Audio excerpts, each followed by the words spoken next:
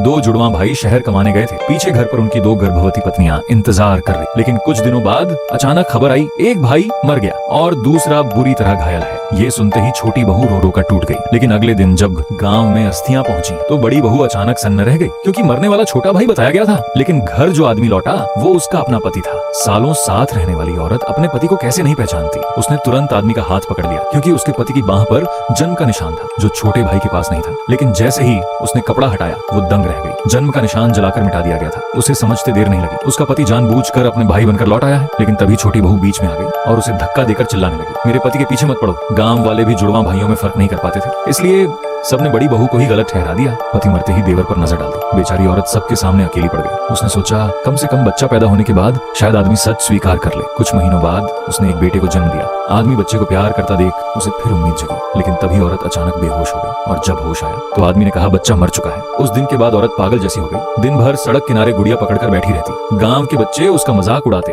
एक दिन बच्चों ने उसे सड़क पर धक्का दे दिया और तेज रफ्तार ट्रक ने उसे कुचल दिया। मरते समय आखिरकार आदमी सच बोल पड़ा, मैं ही तुम्हारा असली पति हूँ। उसने बताया कि मरने वाला असल में उसका छोटा भाई था, लेकिन वो नहीं चाहता था कि छोटी बहू जवान उम्र में विधवा हो जाए, इसलिए उसने अपने भाई की पहचान अपना ली। फिर उसने वो सच बताया जिसने औरत की रूह हिला दी। उसका बच्चा मरा नहीं था, बल्कि छोटी बहू को दे दिया गया था, क्योंकि वो कभी मां नहीं बन सकती थी। ये सुनते ही औरत टूट गई। वो आदमी को मारना चाहती थी, लेकिन आदमी ने उसे लात मारकर दूर फेंक दिया। मरते मरते औरत ने कसम खाई, मरकर भी तुम्हें नहीं छोड़ूंगी। लेकिन अगले ही पल औरत अचानक घबराकर उठ बैठी, क्योंकि वो मर नहीं चुकी थी, बल्कि दोबारा उसी दिन लौट आई थी जिस दिन उसका पति अस्थियां लेकर पहली बार घर आया था। पार्ट 2 के लिए चैनल को सब्सक्राइब करो।